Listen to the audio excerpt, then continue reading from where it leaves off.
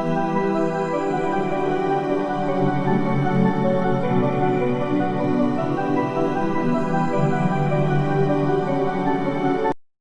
बच्चों, physics by Dharmendra Pandey YouTube channel पर आप सभी लोगों का मोस्ट वेलकम। आई होप कि आप लोग वेक्टर एनालिसिस फर्स्ट से लेकर के फोर्थ तक ठीक से पढ़े होंगे। आज हम लोग चर्चा करेंगे इस लेक्चर में वेक्टर एनालिसिस फिफ्थ पार्ट, और इसमें वेक्टर मल्टीप्लिकेशन और वेक्टर प्रोडक्ट की चर्चा स्पेशली करेंगे। मल्टीप्लिकेशन ऑफ वेक्टर्स में हमने बताया था पिछले पीरियड में कि दो प्रकार का मल्टीप्लिकेशन होता है। एक को हम डॉट प्रोडक्ट बोलते हैं, दूसरे को क्रॉस प्रोडक्ट बोलते हैं। डॉट प्रोडक्ट को स्केलर प्रोडक्ट भी बोलते हैं और क्रॉस प्रोडक्ट को वेक्टर प्रोडक्ट भी बोलते हैं। तो वेक्टर प्रोडक्ट नाम इसका इसलिए पड़ा क्योंकि प्रोडक्ट के बाद दो वेक्टर क्वांटिटीज को प्रोडक्ट लेने के बाद मल्टीप्लाई करने के बाद हमें जो रिजल्टेंट क्वांटिटी मिलती है वो वेक्टर मिलती है। और उदाहरण भी दिया था कि बल, फोर्स और पोजीशन का क्रॉस प्रोडक्ट लेने के बाद हमें क्या मिलता है, टॉर्क मिलता है। टॉर्क इटसेल्फ है वेक्टर क्वांटिटी। तो सबसे पहले हमको ये जानना है इसमें कि क्रॉस प्रोडक्ट या वेक्टर प्रोडक्ट की डेफिनेशन क्या है, इसका मैग्नीट्यूड और डायरेक्शन कैसे हम जानेंगे, इसका एग्जांपल्स क्या है, and then after we will discuss properties of vector product. Okay, क्योंकि प्रॉपर्टीज की ही बहुत ज़रूरत पड़ती है आगे जब भी हम तमाम प्रकार के न्यूमेरिकल्स से सॉल्व करते हैं या तमाम सिचुएशन हैंडल करते हैं वेक्टर जहाँ होते। तो उसमें सबसे पहले हम लोग आते हैं वेक्टर प्रोडक्ट की डेफिनेशन पर। किन्हीं दो सदिशों का, सपोज करिए कि हमारे पास दो सदिश ए बी है। अगर दोनों किसी समतल में हैं, किसी कोण पर हैं, कोण दोनों के बीच में है, तो डेफिनेटली वो एक प्लेन बनाएंगे, प्लेन में होंगे। दो सदिशों का सदिश गुणनफल, पहली चीज तो यह है कि सदिश राशि और उसका परिमाण जो होता है दोनों के अपने सदिशों के परिमाणों और उनके बीच की कोण की ज्या के गुणनफल के बराबर होता है। और दिशा उस तल के लंबवत होती है जिस तल में दोनों सदिश स्थित होते हैं। तो परिभाषा वेक्टर प्रोडक्ट की है। वेक्टर प्रोडक्ट को क्रॉस प्रोडक्ट भी बोलते हैं। इसे क्रॉस साइन से डिनोट करते हैं। जैसे ए क्रॉस बी लिखना है, ए और बी का क्रॉस प्रोडक्ट लिखना है तो ए बी के बीच में क्रॉस लगा देते हैं। तो let us see here definition में क्या है कि इन दो सदिशों का सदिश गुणनफल एक सदिश राशि होती है जिसका परिमाण मैग्नीट्यूड दोनों सदिशों के परिमाणों तथा उनके बीच के कोण की ज्या के गुणनफल के बराबर होता है, एवं दिशा दोनों सदिशों के तल के लंबवत होती है या दोनों सदिशों के लंबवत होती है। दोनों सदिशों के लंबवत होती है, या इसको ऐसे कह सकते हैं उस तल के लंबवत होती है जिसमें दोनों सदिश स्थित होते हैं। इसे क्रॉस गुणनफल भी कहते हैं, क्रॉस गुणन भी कहते हैं। यदि दो सदिश ए और बी जिनके बीच का कोण थीटा है, यह फिगर में देखिए हमारे पास दो वेक्टर हैं, वेक्टर ए और वेक्टर बी, दोनों के बीच का एंगल थीटा है। एंगल ए से बी की तरफ मेजर किया जा रहा है। ओके, तो ए क्रॉस बी को जब हम लिखेंगे तो ए बी साइन थीटा इसका मैग्नीट्यूड हो गया, ए बी साइन थीटा, और एन कैप इसकी दिशा है। एन कैप की दिशा को कैसे जानेंगे, वेक्टर ए और वेक्टर बी से निर्मित एक प्लेन बनाएंगे। पैरेललोग्राम भी बन सकता है, रेक्टेंगल भी बन सकता है, या आप स्क्वायर बन सकता है। और मैग्नीट्यूड कैसे, तो उस प्लेन के नॉर्मल एक हम डायरेक्शन जो शो करेंगे, that is the direction of vector A cross B. यहाँ पर हमको ये बात ध्यान रखना है, राइट हैंड स्क्रू रूल लगता है डायरेक्शन को फाइंड आउट करने के लिए। दक्षिणावर्ती पेंच का नियम, दक्षिणावर्ती पेंच का नियम ये कहता है कि यदि हम किसी स्क्रू ड्राइवर को यानी पेचकस को कसते समय उसके हत्थे को जिस दिशा में घुमाएं वो वेक्टर ए क्रॉस बी हो, है ना, ए क्रॉस बी हो, तो हमारा जो आगे की गति है पेंच को कसते समय स्क्रू ड्राइवर जिस दिशा में आगे बढ़ता है वो निश्चित रूप से ए क्रॉस बी वेक्टर की दिशा होगा। बस इतना जान लीजिए कि वेक्टर ए और बी किसी तल में है और इनको हम ए से बी की तरफ जा रहे हैं, यानी किस डायरेक्शन में जा रहे हैं, इसको बोलेंगे एंटी क्लॉकवाइज। तो जो ए क्रॉस बी की दिशा होगी वो पॉजिटिव एन कैप होगी, यानी अपवर्ड होगी।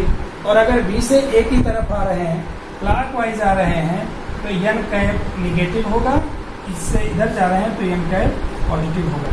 तो ए क्रॉस बी और B cross A magnitude wise same होते हैं, अभी प्रॉपर्टीज में हम डिस्कस करेंगे, but direction of A cross B vector and B cross A vector will be just opposite to each other. Property जब हम पढ़ेंगे तो इसको जानेंगे। उदाहरण की बात है, एन कैप यहाँ लिखा गया है, सदिश ए बी के लंबवत एकांक सदिश है। सदिश ए और बी के लंबवत का मतलब हुआ जिस तल में ए है, जिस तल में बी है, ए बी एक ही तल में है, तो उस तल के लंबवत होगा, चाहे अपवर्ड हो चाहे डाउनवर्ड हो। एग्जाम्पल के तौर पर हम टार्क को लिखे हैं, torque is equal to R cross F. Angular momentum torque को हम बलाघूर्ण कहते हैं, बलाघूर्ण बराबर आर क्रॉस एफ होगा। एफ फोर्स है, आर पोजीशन वेक्टर है। जे को हम यहाँ लिखेंगे, एंगुलर मोमेंटम कोणीय संवेग है, आर क्रॉस पी है, पी रेखीय संवेग है। रेखीय वेग को कोणीय वेग और पोजीशन या रेडियस वेक्टर के क्रॉस प्रोडक्ट के रूप में लिखा गया है। कि ये सभी जो तीनों लिखे गए हैं यहाँ पर, ये क्रॉस प्रोडक्ट यानी वेक्टर प्रोडक्ट के एग्जाम्पल्स हैं। अब इसके बाद हम लोग विस्तृत चर्चा करेंगे प्रॉपर्टीज ऑफ, इसको वीडियो को पास करके आप नोट कर लीजिएगा, ओके। सदिश गुणनफल के गुण,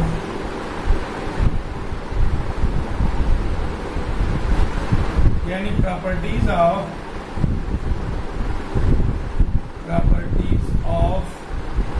वेक्टर प्रोडक्ट, ओके। सदिश गुणनफल जो होता है उसके कौन कौन से गुण होते हैं, तो सबसे पहला गुण हम लोग देखेंगे, सदिश गुणनफल क्रम विनिमय नहीं होता है। ध्यान रहे, आप प्रॉपर्टीज जो डॉट प्रोडक्ट की देखे हैं उसको साथ साथ में कंपैरिजन करते रहें तो आपको कभी भूलेगा नहीं। सबसे पहला इस सदिश गुणनफल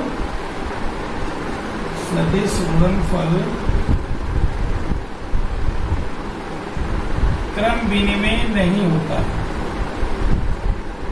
क्रम विनिमय नहीं होता। Vector product is not commutative, vector product is not commutative. What does it mean? It means that if we have two vectors A and B, if we exchange their position alternatively, B की जगह A की जगह B कर लिया, ये बराबर नहीं होंगे।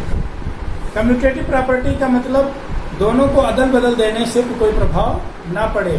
खास करके हम लोगों ने पढ़ा था vector A dot vector B is equal to vector B dot vector A, but here this is not true. Cross product में यह सत्य नहीं है।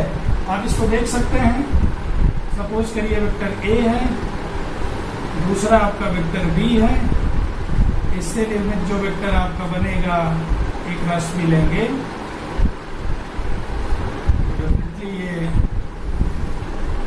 ये क्रॉस बी वेक्टर है। इसके बीच का जो एंगल है थीटा, तो इसमें देखिए A cross B is equal to A B sine theta n cap positive. इसमें कोई डाउट है नहीं, एन कैप की डायरेक्शन ये है।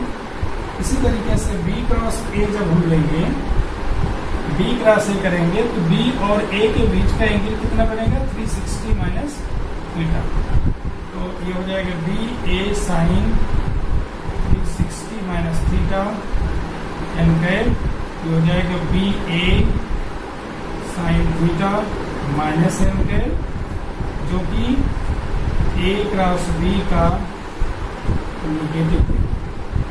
तो आप कह सकते हैं B cross A minus A cross B के हो जाएगा, या A cross B minus B cross A के हो जाएगा। तो अब हमको मिल गया A cross B is nothing but it is minus b cross a।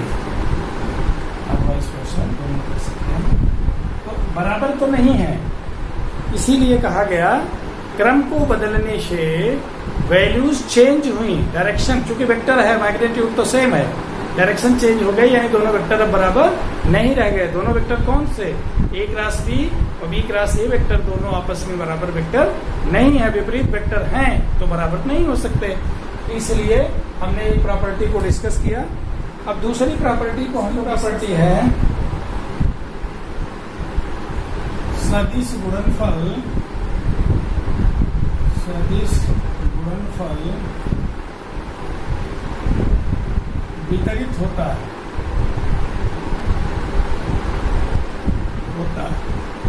यानी ये वितरण नियम का पालन करता है। सपोज के लिए ABC 3 वेक्टर हैं, vector A cross vector B plus C, we can write this as vector A cross B plus vector A cross vector C। ध्यान रखें, इसी को वितरण नियम कहते हैं।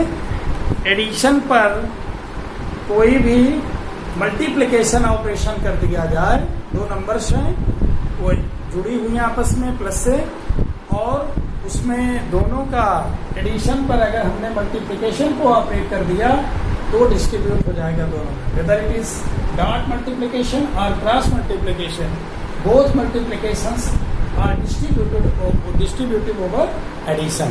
तो ध्यान रहे ये अदिश और सदिश दोनों पर लागू होता है। तीसरी प्रॉपर्टी है इन्हीं दो समांतर सदिशों का सदिश गुणनफल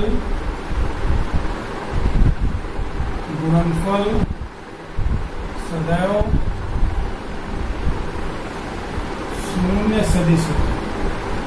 अब शून्य सदिश कहें या शून्य कहें होता है। सपोज करिए vector A, vector B, A B sine 0 हो जाएगा, इनके A पैरेलल अगर B है इसका मतलब थीटा क्या है, 0 डिग्री, तो ये पूरा 0 वेक्टर होगा। ध्यान रखिए हमेशा अगर दो वेक्टर का वेक्टर प्रोडक्ट 0 आ रहा है इसका मतलब both should be parallel, both will be parallel, यानी दोनों समांतर होंगे, इसमें कोई डाउट की बात नहीं है। क्योंकि क्रॉस प्रोडक्ट लेने के बाद हमें ए बी साइन थीटा में साइन 0 रखने पर 0 मिल जाएगा। इसका मतलब यह होगा कि क्रॉस प्रोडक्ट 0 देता है तो समांतर होंगे, समांतर हैं तो क्रॉस प्रोडक्ट 0 वेक्टर देगा या मैग्नीट्यूड 0 हो जाएगा। इसी से मिलती जुलती एक प्रॉपर्टी है, किसी सदिश का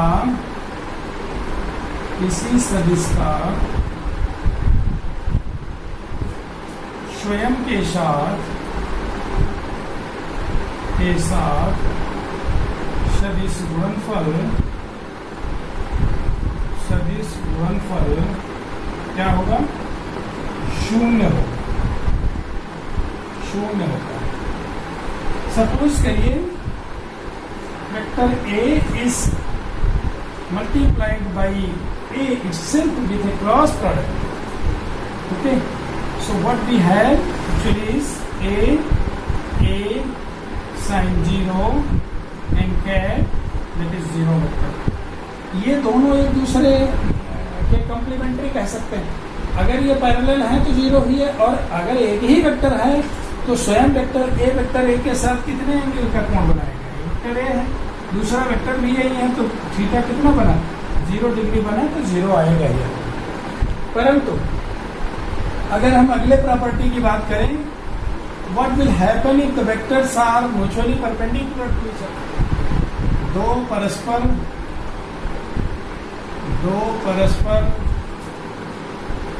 लंबवत सदिशों के सदिश गुणनफल का परिमाण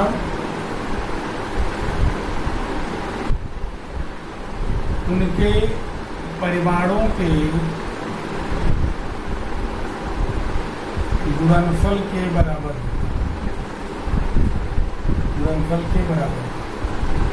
महत्वपूर्ण प्रॉपर्टी। परस्पर लंबवत हैं, इसका क्या मतलब हुआ?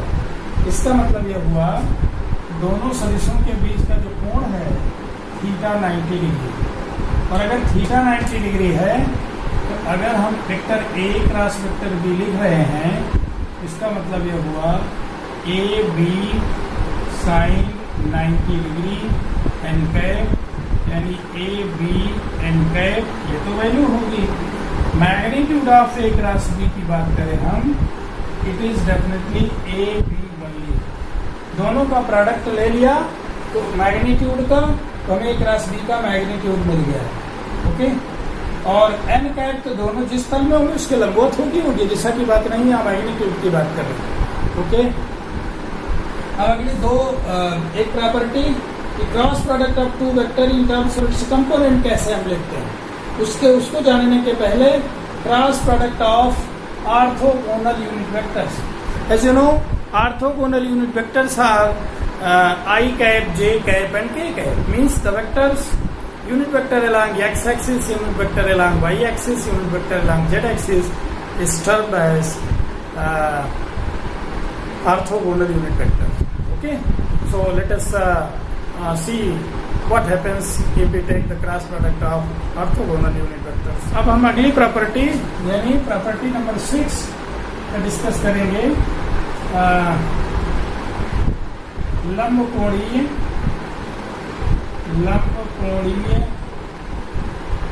एकांक सदिशों का क्रॉस गुणन, ओके। तो इसमें क्या होता है, आपको ये बात कई बार हम बता चुके हैं कि लंबकोणीय एकांक सदिश क्या होते हैं, आई cap, J cap and K cap. These are the vectors along the x axis, y axis and z axis. ये परस्पर 90 डिग्री पर होते भी हैं, भले इसमें दिख नहीं रहे हैं क्योंकि 3D पिक्चर बनेगा तीनों को अगर हम ड्रा करेंगे। तो सबसे पहले I cross I is equal to J cap cross J cap, okay, is equal to K cap cross K cap equal to 0। एक बात तो ये है, इसमें कहीं डाउट नहीं, पहली प्रॉपर्टी है। दूसरी प्रॉपर्टी ये है I cap cross J cap is equal to K cap, J cap cross K cap is equal to I cap and K cap cross I cap is equal to J cap. ये दूसरी property, ये बिल्कुल well defined है और इसको हम explain करते हैं कैसे आ रहा है। देखिए, एक प्रॉपर्टी भी हम पहले डिस्कस किए, किसी वेक्टर का उसी के साथ क्रॉस प्रोडक्ट हमेशा 0 वेक्टर देगा। यानी जब हम लेंगे I cap cross I cap, that means 1 into 1, 1 into 1 sine 0 और एन कैप तो क्या देगा, 0 देगा। इसी तरीके से जे कैप क्रॉस जे कैप में भी 0 मिलेगा, के कैप क्रॉस के कैप में भी क्या मिलेगा, 0 मिलेगा, कोई डाउट नहीं। यहाँ देखते हैं थोड़ा सा इसका रूल हट करके, अब हम आई कैप क्रॉस जे कैप लिख रहे हैं, तो आई का मैग्नीट्यूड 1 into 1 साइन आई और जे के बीच में क्या होगा, 90 डिग्री। ध्यान रहे आई जे जिस प्लेन में है उसके लंबवत यूनिट वेक्टर क्या होगा, के कैप होगा, तो हमारा आ गया K cap, I cross J equal to. इसी तरीके से जे क्रॉस के अगर हम लें तो क्या मिलेगा, 1 into 1 साइन 90, जे और के इस प्लेन में है जे के, ओके, तो इसके नॉर्मल कौन सा होगा, एक्स एक्सिस होगी यानी आई कैप होगा, तो डेफिनेटली हमें मिल गया आई कैप। इसी तरीके से अगर हम देखें तो के कैप क्रॉस आई कैप अगर देखें तो के और आई इस प्लेन के नॉर्मल ये होगा, 1 into 1 साइन 90 जे कैप, तो ये बराबर हो जाएगा जे। तो हमने जो लिखा है वो वेरीफाई हो गया। अब इसको देखना है कि यहाँ साइक्लिक सिमेट्री है, ए क्रॉस बी जब लेते हैं तो जैसे मान लीजिए आई जे एंड के, तो आई का जे के साथ क्रॉस लेंगे तो के कैप आएगा, जे का के साथ क्रॉस लेंगे तो आई आएगा, और के का आई के साथ क्रॉस लेंगे तो आई जे कैप आएगा। यहाँ पर एक साइक्लिक सिमेट्री इसको बोलते हैं, साइक्लिक सिमेट्री। ओके, यानी चक्रीय सममितता है इसमें, बट और ये एंटी क्लॉकवाइज डायरेक्शन में हम जा रहे हैं, ध्यान रखिए, anti clockwise. If we go in clockwise direction, then what will happen? इसको जरा हम इस रूप में देखें। अगर हम इसी को इस तरीके से प्रोडक्ट लेते हैं, मान लीजिए J क्रॉस I लिखते हैं, तो J क्रॉस I में हम किस दिशा में आ रहे हैं? एंटी क्लॉक जा रहे हैं। हमने बताया था हमेशा क्लॉक जा रहे हैं। एंटी क्लॉकवाइज डायरेक्शन में अगर हम वेक्टर का क्रॉस प्रोडक्ट ले रहे हैं तो हमेशा पॉजिटिव डायरेक्शन मिलती है एन कैप, और अगर क्लॉकवाइज डायरेक्शन में आते हैं तो नेगेटिव डायरेक्शन मिलती है। होगा नॉर्मली, बट नेगेटिव डायरेक्शन में होगा। यहाँ 1 into sin 90 is still there, but what is minus n cap कर सकते हैं। ठीक है, या माइनस एन कैप के बजाय इसको बोलेंगे माइनस के कैप, आई क्रॉस माइनस के, तो J क्रॉस I माइनस के कैप। इसी तरीके से ये जो लिखा गया है इसको हम लिखें J cap cross I cap equal to minus K, और K cap cross J cap is equal to minus I cap cross K cap is equal to minus J cap. ये ध्यान रखिए। और अभी हमने पहली प्रॉपर्टी में बताया they are not commutative. Commutative property में चेंज नहीं होती वैल्यू, यहाँ वैल्यू चेंज हो जा रही है, नेगेटिव वेक्टर्स फाइंड आउट हो रहे हैं। A cross B is equal to minus B cross A, या B cross A is equal to minus A cross B. तो उस लॉजिक से भी हम अगर उलट करके उनका क्रॉस प्रोडक्ट कर देंगे तो हमें नेगेटिव के साथ चीजें मिल जाएंगी। तो ये बहुत इंपॉर्टेंट प्रॉपर्टी है, इसकी चर्चा हम आगे अगले प्रॉपर्टी में करने वाले हैं। चलिए देखते हैं इन्हीं दो सदिशों का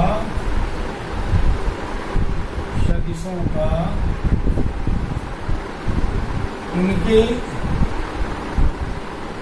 घटकों के रूप में सदिश गुणनफल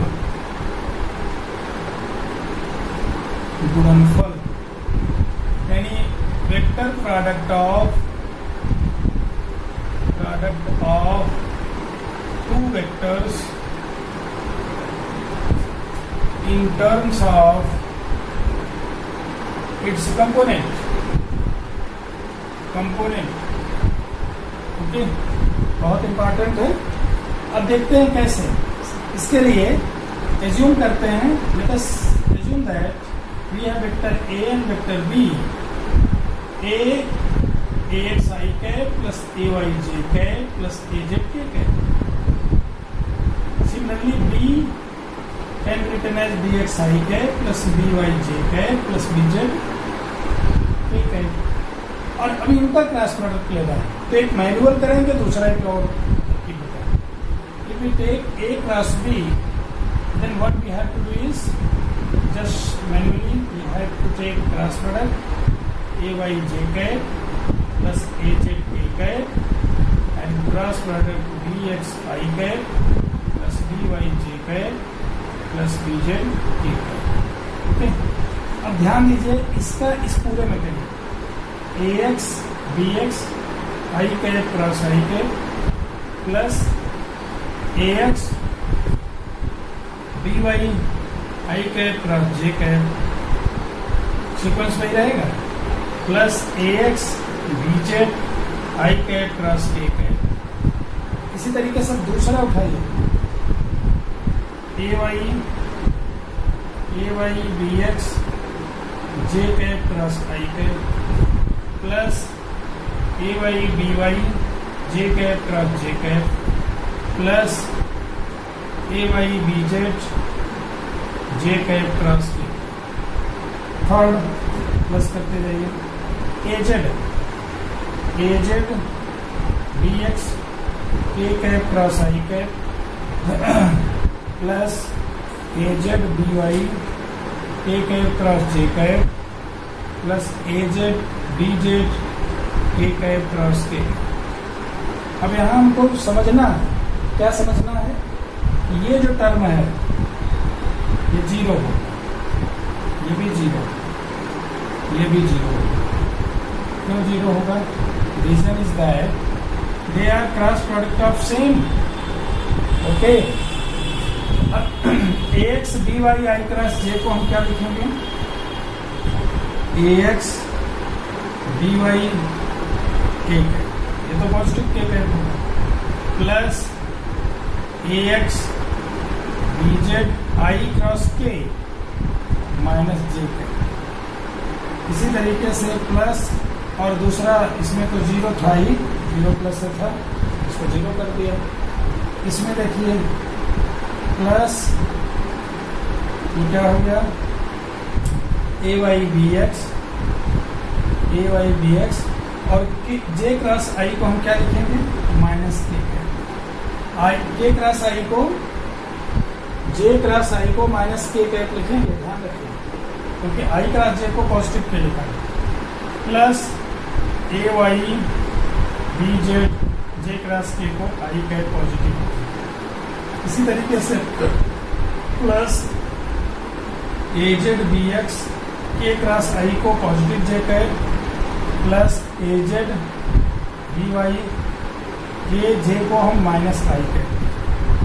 तो हमारे पास एटलीस्ट 9 टर्म के बजाय 6 टर्म बचे, और उन 6 टर्म में एक चीज देखिए, इसका पेयर बन रहा है, इसका पेयर बन रहा है, इसका और इसका पेयर बन रहा है। इसको हम अल्टीमेटली लिख सकते हैं, ओके, कैसे लिख सकते हैं?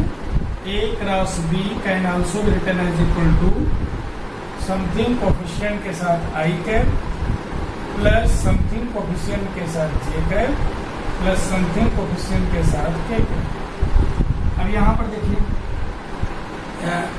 I कैप की बात करें तो A Y B Z क्या हो गया? A Y B Z minus A Z B Y,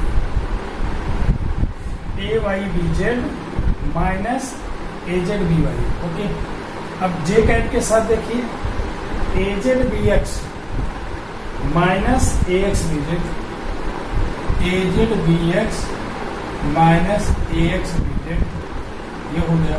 इसी तरीके से थर्ड के कैट वाला देखिए ए X B Y, A X B Y, okay, A X B Y minus A Y B X, minus A Y B x. तो ये हमारा जो ए क्रॉस बी मिला, एक वेक्टर मिला जिसका एक्स कंपोनेंट भी है, वाई कंपोनेंट भी है और जेड कंपोनेंट भी है। लेकिन यहाँ सबसे महत्वपूर्ण बात समझनी यह है कि एक्स कंपोनेंट जो ए क्रॉस बी का है उसमें कहीं भी एक्स कंपोनेंट ए बी के नहीं। ए क्रॉस बी का एक्स कंपोनेंट तो हम कह सकते हैं, लेकिन उसमें ए बी के कहीं भी एक्स कंपोनेंट इन्वॉल्व नहीं है। अर्थात हमारा जो वेक्टर ए क्रॉस बी है वो उस ए बी वेक्टर के तल के लंबवत है। उस तल के लंबवत वेक्टर में आई का एक्स कंपोनेंट अगर उसका हम देखें तो निश्चित रूप से उसमें एक्स कंपोनेंट नहीं है, तो वाई और जेड एक्स के लंबवत है। That's okay. यहाँ जे यानी जे माने Y component A cross B का अगर हम देखें A Z B X minus A X B Z, इसमें भी वाई कंपोनेंट नहीं है। इसी तरीके से A X B Y minus A Y B X, Z component में ए क्रॉस बी के जेड कंपोनेंट में कहीं जेड कंपोनेंट नहीं है ए और बी के। तो अल्टीमेटली हमारा जो ये बात थी ए क्रॉस बी जो वेक्टर होता है वो वेक्टर ए बी के प्लेन के लंबवत होता है, तो वो बताना प्रासंगिक भी लग रहा है इसको देख करके। इसे एक और टर्म में हम लिख सकते हैं, देखिए, जिसको हम सार्डिक कहते हैं। सार्डिक आप लोगों ने अभी नहीं पढ़ा है, लेकिन ध्यान दीजिए, थोड़ा सा हम सार्डिक के बारे में बताएंगे। अब यहाँ पर इसी बात को हम ऐसे लिख सकते हैं इन द डिटर्मिनेंट फॉर्म, सार्डिक के फॉर्म में। तो सार्डिक एक तरह से स्क्वायर ऑर्डर में कोई एक एलिमेंट को लिखा जाता है, उसकी एक अपनी वैल्यू होती है सार्डिक की। यहाँ लिख दिया हमने आई कैप, यहाँ लिख दिया जे कैप, यहाँ लिख दिया की कंपोनेंट आई जे के है। तो यहाँ पहला ए क्रॉस बी लिखना है, A X A Y A Z लिख दिया। ऐसे यहाँ पे लिख दिया B X B Y B Z, ये कुछ और नहीं बल्कि ए क्रॉस बी की वैल्यू हो गई। ये जो शारीरिक के फॉर्म में है ये ए क्रॉस बी की वैल्यू हो गई। शारीरिक की वैल्यू, ये शारीरिक, ये 3/3, 3 रो 3 कॉलम, ये सभी रो हैं और इनको हम कॉलम कह रहे हैं। तो डिटरमिनेंट हमेशा स्क्वायर शेप में होता है, जितने रो होते हैं उतने ही कॉलम होते हैं। और इसकी वैल्यू जब हम निकालने लगते हैं ऐसे समझ लीजिए, A Y A Z B Y B Z के साथ आई कैप, ओके, माइनस क्यों लिखते हैं इसका रीजन होता है। जे कैप के साथ क्या लिखेंगे, इसको छोड़ देंगे तो हो जाएगा A X A Z B X B Z, plus आगे ऐसे के कैप के साथ क्या लिखेंगे, स्कूल लाइन को छोड़ करके A X A Y B X B Y. अब क्यों यहाँ लिखते हैं, यहाँ देखिए -1 की पावर 1 + 1 ये पॉजिटिव देगा, यहाँ -1 की पावर है ना, -1 की पावर 1 + 2 क्या हुआ, -1 की पावर 3 दैट इज -1। क्यों, क्योंकि ये 1 टर्म है, ये 1 टर्म है, ये 1 टर्म है। तो जब हम इसके साथ लिखेंगे तो 1 पॉजिटिव आएगा हमेशा। जब 1 टर्म लिखेंगे, पहली रो का दूसरा कॉलम लिखने जा रहे हैं के बारे में लिख रहे हैं वैल्यू, तो ये जो होगा निगेटिव ही हमेशा होगा।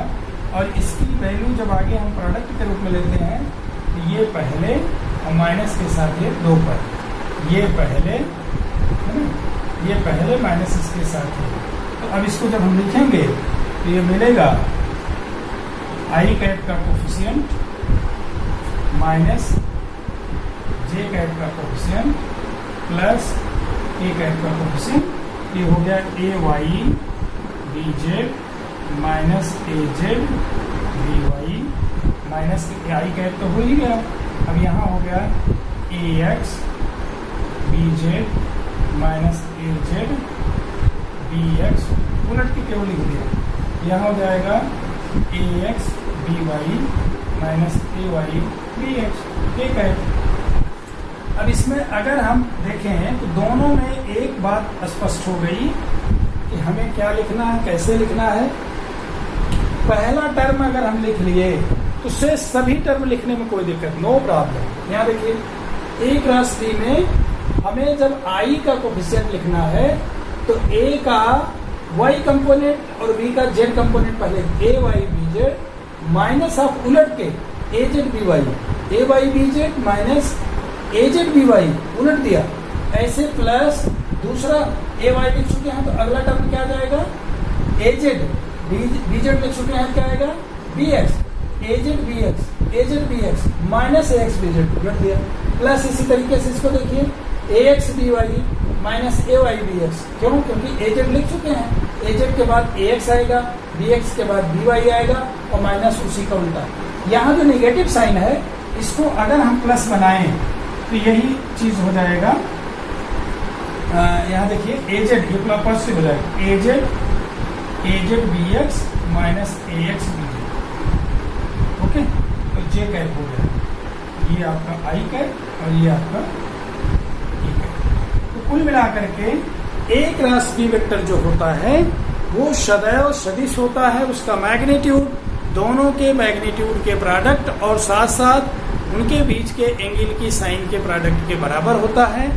और ये एग्जाम्पल में हम लोग बताएंगे क्या क्या, टॉर्क है, एंगुलर मोमेंटम है, linear velocity in terms of angular velocity और रेडियस वेक्टर, और टॉर्क को हम रेडियस वेक्टर, पोजीशन वेक्टर और लीनियर मोमेंटम के क्रॉस प्रोडक्ट के रूप में, इसी तरीके से फोर्स, पोजीशन वेक्टर और फोर्स के क्रॉस प्रोडक्ट के रूप में टॉर्क को डिफाइन करेंगे। और प्रॉपर्टीज ऑफ जो हमारा वेक्टर प्रोडक्ट है उस प्रॉपर्टीज में यह बहुत महत्वपूर्ण है। इस लाइन को हम सारणिक बोलते हैं, क्या बोलते हैं, सारणिक। सारणिक को अंग्रेजी में कहा जाता है डिटरमिनेंट, डिटरमिनेंट, ओके। डिटरमिनेंट की अपनी एक वैल्यू होती है, जैसे मान लीजिए A11 A12 ऐसे B11 B12 2। मान लीजिए आपके पास दो एलिमेंट 2x2 का ये सारणिक है 2x2, तो इसकी अपनी एक वैल्यू होगी 2x2 की, क्या होगी a11 into b12 minus a12 into b11, ये हमेशा यही होगी। इसका इसमें प्रोडक्ट होगा माइनस इसका इसमें प्रोडक्ट होगा, ये पहले लिखेंगे बाद में, और ये नेगेटिव साइन लिखेंगे। लेकिन अगर हमारे पास डिटर्मिनेंट में एलिमेंट 3x3 के हैं तो a11 a12 a13 b11 b12 b13 c11 c12 c13, तो ध्यान रहे इसके साथ इसको प्रोडक्ट के रूप में लिखेंगे, माइनस के साथ इसको प्रोडक्ट के रूप में लिखेंगे।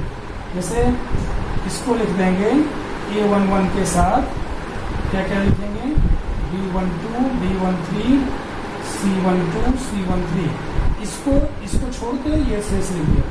माइनस के साथ ऐसे इसको लिखेंगे, क्या लिखेंगे इसको छोड़ देंगे बीच वाले को, तो b11 b13 c11 c13 a12 हो गया। प्लस इसी तरीके से a13 के साथ क्या लिखेंगे b11 b13 sorry b11 b12 c11 c12। ये एक तरह से कहें डिटर्मिनेंट की अपनी एक वैल्यू देने के लिए इस तरीके से हरकत, और इसका पता है कि इसका इसमें। ठीक उसी प्रकार से हम क्रॉस प्रोडक्ट में एक कंपोनेंट का क्रॉस प्रोडक्ट, या तो ये फॉर्मूला आप ध्यान रखिए, या तो आप ये ध्यान रखिए कि क्रॉस बी में हमें सबसे पहले आई cap J cap K cap लिख देना है डिटर्मिनेंट में, और ए के कंपोनेंट को बी के कंपोनेंट को लिख देना है, और उनकी वैल्यू हम हल कर लेंगे। अगर इसी को बी क्रॉस ए लिख रहे हैं, सपोज करिए इसी को हमें निकालना है बी क्रॉस ए, सपोज करिए हमारे पास यही ए बी के इस तरीके से लेना चाहते हैं बी क्रॉस ए, तो जब बी क्रॉस ए लेंगे बच्चा तो इसमें कुछ नहीं करना, हमें I cap J cap K cap तो लिखना ही है, हम केवल लिख देंगे B X B Y B Z A X A Y A. तो इसके साथ जब इसको लिखेंगे, इसके साथ आई कैप का प्रोडक्ट होगा, इसके साथ जब लिखना आई जे कैप के साथ इसका नेगेटिव होगा, और इसके साथ लेना चाहिए, तो आप कर सकते हैं, बहुत सिंपल है। तो कुल मिलाकर के आज के लेसन में, आज के लेक्चर में हम लोगों ने जाना कि सदिश गुणनफल क्या होता है, उसकी परिभाषा क्या है, उसमें मैग्नीट्यूड और डायरेक्शन कैसे निकालते हैं, उसके एग्जांपल्स कौन कौन से हैं, और राइट हैंड स्क्रू रूल से कैसे हम क्रॉस प्रोडक्ट को पॉजिटिव और नेगेटिव डायरेक्शन से जानेंगे, और इसके अलावा सदिश गुणनफल के गुण क्या हैं, सदिश गुणनफल को हम डिटर्मिनेंट के रूप में कैसे निकालते हैं, ये सभी चीज़ें पढ़े हम लोग। और इसके अलावा हम अगले लेक्चर को जब लेंगे तो अदिश गुणनफल के और सदिश गुणनफल के कुछ न्यूमेरिकल्स लेकर के आप लोगों को अच्छे से एक्सप्लेन करेंगे।